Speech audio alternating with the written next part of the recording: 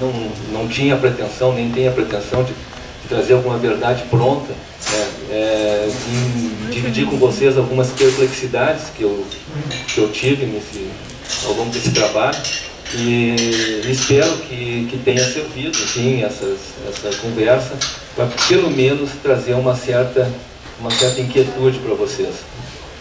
Agradeço a atenção e coloco à disposição aí de vocês.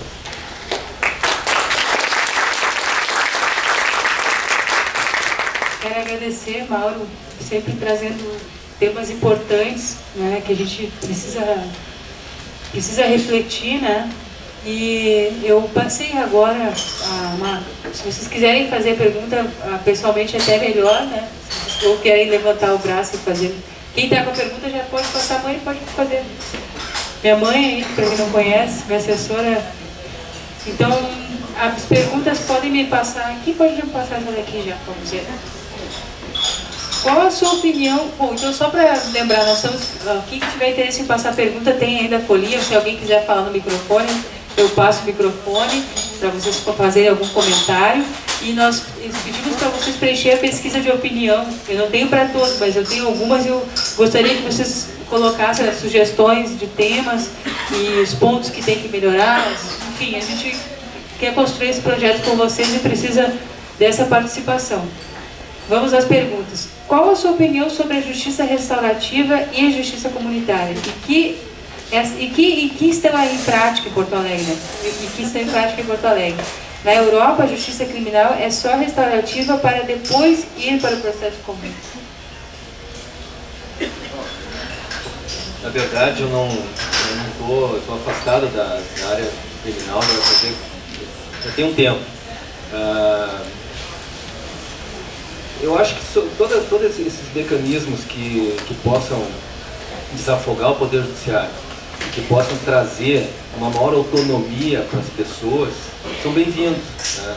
Uma justiça restaurativa, enfim, uma justiça terapêutica, que é possível as pessoas se olharem, se enxergarem num conflito, porque o conflito nada mais é, o conflito que vai para o judiciário, o que é? É que faltou a palavra, né? Eu estabeleço um conflito contigo e nós vamos levar para o judiciário, para um terceiro resolver, porque nós não tivemos condições de resolver isso, porque faltou palavra para a gente. Porque quando tem palavra, a gente consegue conversar, a gente consegue resolver as coisas. Agora, quando falta isso, não fala mais comigo, né? Não existe isso. Bom, aí tem que levar para um terceiro resolver. Esses meios de resolução de conflitos, esses meios alternativos de resolução de conflitos, como a justiça restaurativa, enfim, a justiça comunitária, possibilitam essa situação das pessoas em conflitos se enxergarem e, quem sabe, se acertarem, né? E, consequentemente, não precisando levar para o Poder Judiciário, e, consequentemente, desonerando também o Estado, né? Porque o Poder Judiciário tendo menos conflito não vai precisar investir tanto, né? Vai sobrar dinheiro para investir em outras áreas.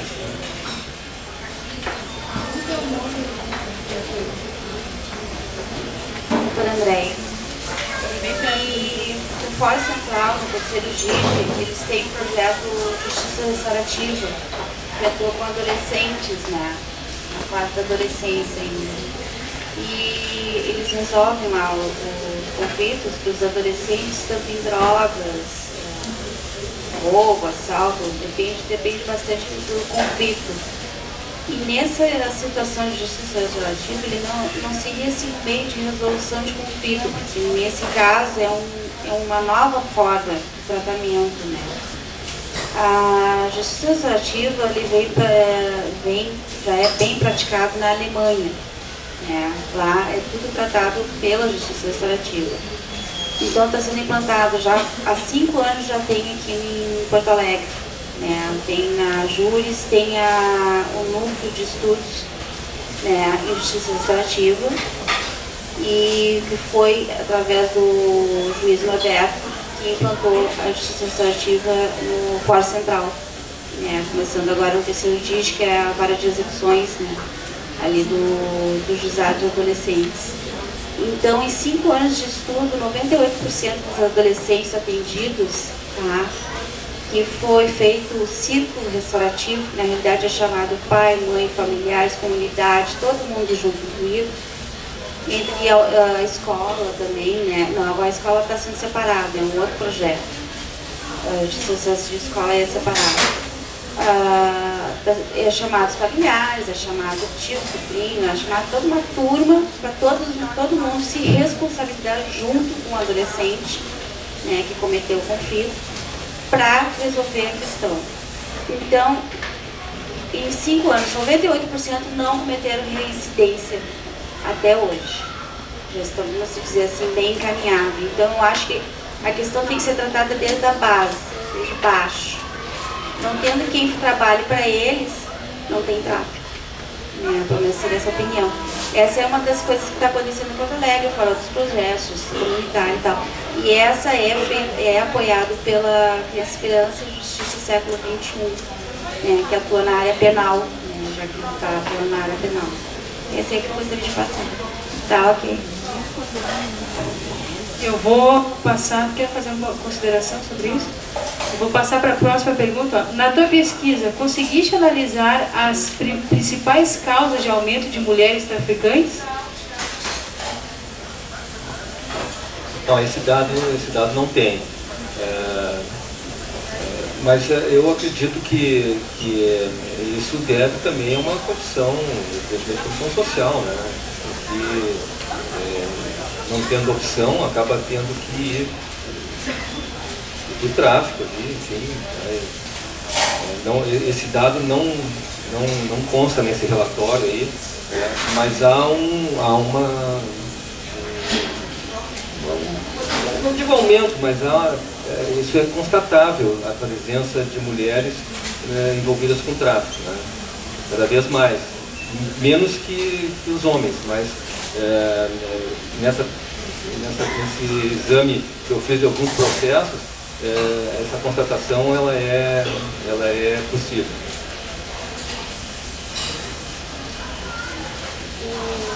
O Rogério pergunta por que a mídia, TV, divulga com grande alarde uma nova droga.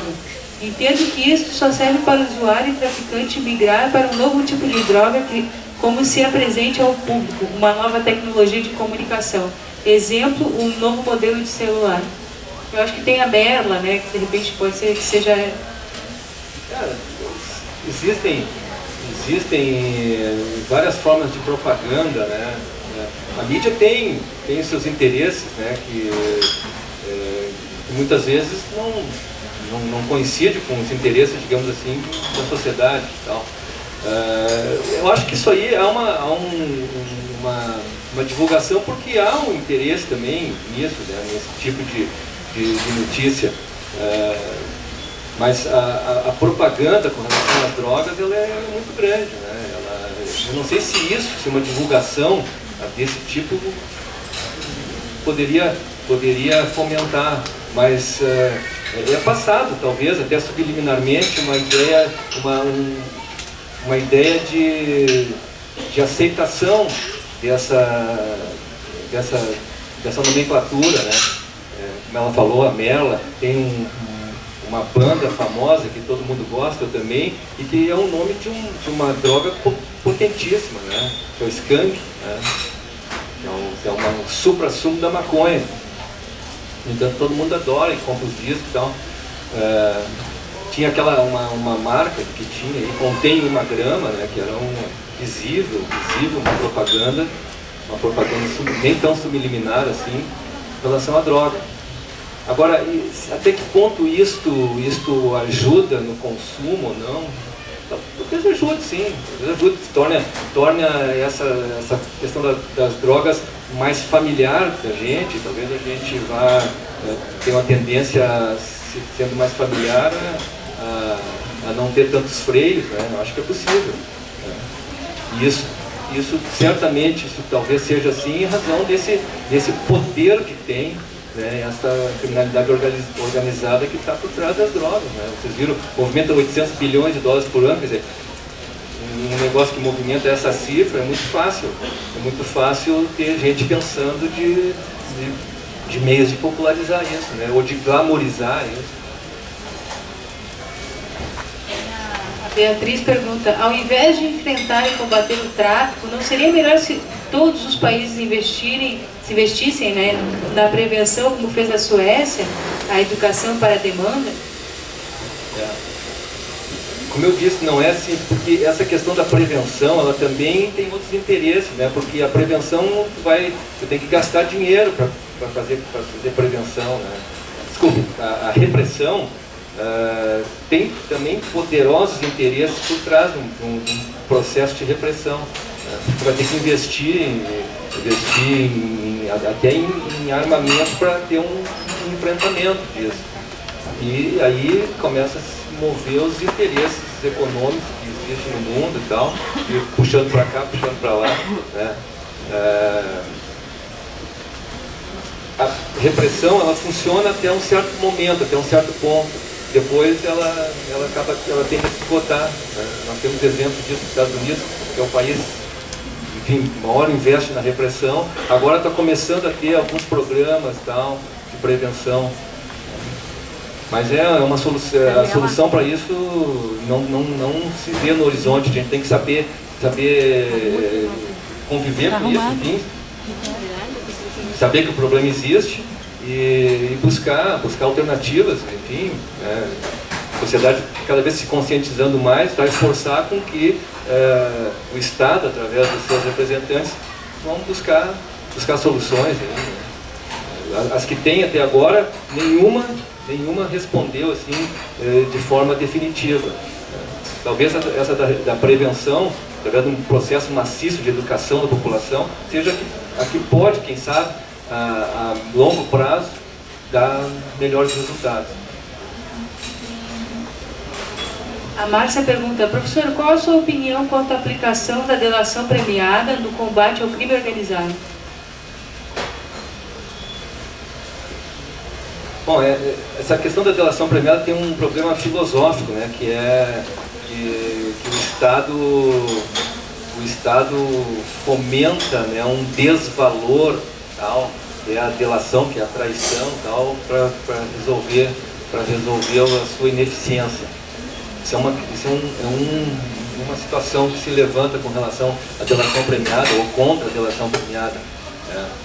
Agora, tem que haver uma ponderação de interesses aí, de direitos, né? Se não há outro meio, enfim, do Estado de resolver essas situações, eu penso que é possível, sim. É possível, numa ponderação de interesses, eleger aquele, ainda que seja um interesse que não seja tão nobre, né? E fomentar isso. Agora, o que não pode é ser o Estado depender única e exclusivamente desse tipo de mecanismo para combater esse tipo de criminalidade. Assim como não pode depender exclusivamente da relativização de direitos fundamentais, como as escutas telefônicas, enfim, as invasões de domicílio, tal, a autorização de busca e apreensão, para resolver essa criminalidade. Esses são instrumentos que devem ser usados, penso eu, em situações excepcionais, né? Mas deve ser usado sim, porque o enfrentamento dessa criminalidade organizada e complexa tem que ter também mecanismos, né, que pelo menos possam causar algum estremecimento nessas organizações. Agora o Osmar Delúcio pergunta, na opinião do senhor, como é a relação do tráfico de drogas com a desigualdade de classes sociais? O tráfico, ele se aproveita dessa situação, né? Começa que ele usa essa mão de obra, né? Esse exército todo de reserva como mão de obra do tráfico, né? São pessoas que não têm outra perspectiva social, vivem praticamente em guetos, né, nas periferias, nos morros, enfim. O Rio de Janeiro é um exemplo típico disso, né? Os traficantes dominam aquele território e estabelecem a sua ordem lá e acabam, até por uma ausência total do Estado, acaba até sendo de certa forma, admirados lá pela população, porque às vezes, ou invariavelmente, eles acabam fornecendo pequenos serviços, fazendo pequenos benefícios para a população, como pagando contas, fornecendo gás, cesta básica e tal. E, bom, para quem não tem nenhuma perspectiva na vida, e nós temos muitos brasileiros que estão nessa situação, sem nenhuma perspectiva na vida, de repente, ver aquilo ali é uma imagem, é uma referência, né? Um poder, quer dizer, traficantes evidentemente têm poder, mesmo aqueles do Rio de Janeiro, mesmo aqueles traficantes de morro que não são os traficantes top, né? Tem o chinelão e tem aqueles major, e depois tem os outros. Mesmo esses, que não, evidentemente que não são esses. Um negócio que movimenta 800 bilhões de dólares, evidentemente que não deve ser chefiado por esses traficantes de morro, né? Esses traficantes fazem parte de uma escala, de uma hierarquia, né? Mas, enfim, a condição social, ela acaba, de certa forma, o tráfico se aproveitando disso, porque se instala nessas periferias, justamente porque não tem, as condições sociais são as piores possíveis, e acaba usando toda essa circunstância local ali para se beneficiar e cada vez mais se fortalecer. Alguém mais gostaria de fazer alguma pergunta? Posso deixar teu e-mail? Pode deixar teu contato? Então eu vou passar o microfone para o professor e depois vou dar os recadinhos finais para a gente encerrar a atividade. E-mail? Bom, meu e-mail, se alguém quiser fazer algum contato, discutir alguma outra situação, é mauroborba@hotmail.com. Desculpa, mauro.borba@hotmail.com. Eu quero agradecer e pedir uma salva de palmas aí para vocês. Estou bem feliz que hoje a gente estava com o pessoal em pé aí, né? E a Cirlei, né? Vou pedir para ela rapidinho vir aqui na frente, só dar um depoimento sobre como é que foi a experiência do presídio, porque ela foi voluntária hoje na atividade. E já vamos fazer a foto com o professor palestrante aqui, o Mauro, agradecendo o Mauro por estar colaborando aí, transmitindo um pouco de conhecimento aí para a gente poder discutir e fazer vocês refletirem, que é muito importante. E muito obrigada por vocês estarem aqui hoje. Antes de eu encerrar, gostaria de dar o depoimento, que ela desse depoimento para vocês conhecerem na palavra dela o que foi que a gente fez hoje, rapidamente. Foi assim, o meu trabalho foi voluntário, né? E junto com a Carmela, que acho que a gente tem que se preocupar. Nós aqui, o que está acontecendo, nós como sociedade, o que a gente tem que fazer? Alguma coisa diferente. Então, onde que a gente vai? Faz um trabalho de campo até lá, para fazer alguma coisa que eles mudem a ideia, que eles voltem a estudar, que eles voltem a ter dignidade, né? Então, esse trabalho que a gente está fazendo ali. E foi muito emocionante, foi uma coisa assim, ó, incrível como a gente foi recebido, né? Foi uma coisa assim, todo mundo deveria ter essa experiência. Quando a gente, hoje a gente é uma coisa, quando vai lá é outra. A gente sai com uma cabeça super diferente. E assim, ó, é como assim, o dever cumprido, de ter feito alguma coisa, de estar lá, é diferente de estar numa cadeira na faculdade, tá? É muito diferente. Mas é uma coisa muito, muito gratificante. Entende? O que eles falavam, assim, uma letra maravilhosa, a gente vê que eles têm condições de fazer alguma coisa, só falta oportunidade. Obrigada, Cirlei, pela contribuição. E eu vou pedir, antes de a gente fazer a fila para entregar os certificados, para a gente tirar uma foto com o professor Mauro, que vai para o jornal, e vamos fazer o sorteio do livro, os 3 livros. E eu... Só que tem o teu nome, né? Nós já fizemos você sabe que a gente passa o livro de presença até um determinado horário, depois a gente não pode. Então, professor, um número de... 3 números eu preciso que o senhor diga, assim, aleatoriamente, de 1 a 38. Para a gente anotar, eu chamo os ganhadores aqui e vamos fazer a foto. Quem não ganhou o livro, sabe, quem já participa sempre ganha presente, então não tem por que não ficar triste. Tá, 37.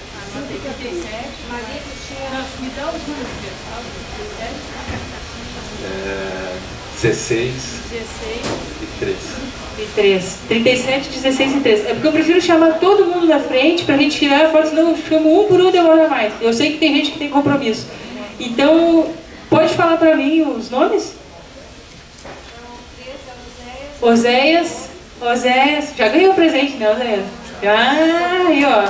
Direito previdenciário, ganhou. Vamos fazer foto depois, tá? Direito previdenciário. Quem mais? Sérgio Roberto, pô, o Sérgio tá com sorte, hein? Porque o Sérgio ele ganhou no papo terça-feira, no papo jurídico.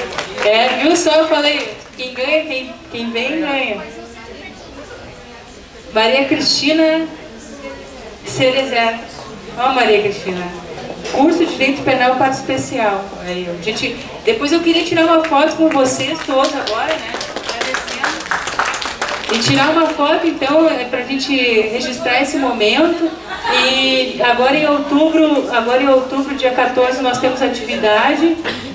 E eu quero contar sempre com a participação de vocês, pulverizando, né, sendo propagadores dessa oportunidade que a gente está discutindo aqui, que eu acho que é importante.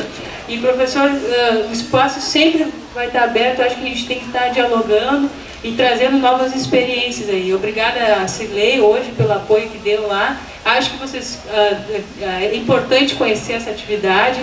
É seguro, não precisou usar colete de prova de balas, né? Não tem nada disso. E eles estão lá precisam muito de ser ouvidos. Ser ouvidos. Se a gente já escutar eles, já é uma grande coisa. Se a gente puder fazer alguma coisinha, já também é uma grande coisa. Eu vou dedicar um dia do mês para fazer uma atividade. Quem tiver interesse em ajudar, eu vou agradecer. Então vamos à foto e vou encerrar então hoje o papo. Muito obrigada pela presença.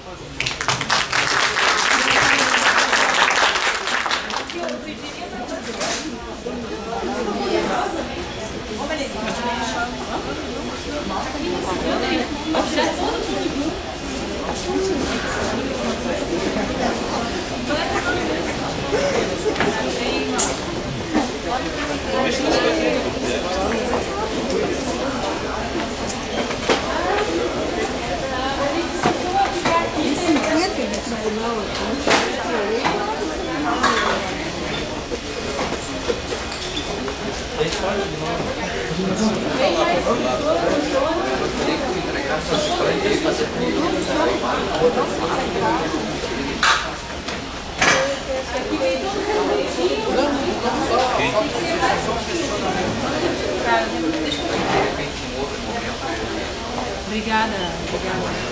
A câmera aqui passou. Pode desligar. Não tem bem, tá? Eu vou abordar.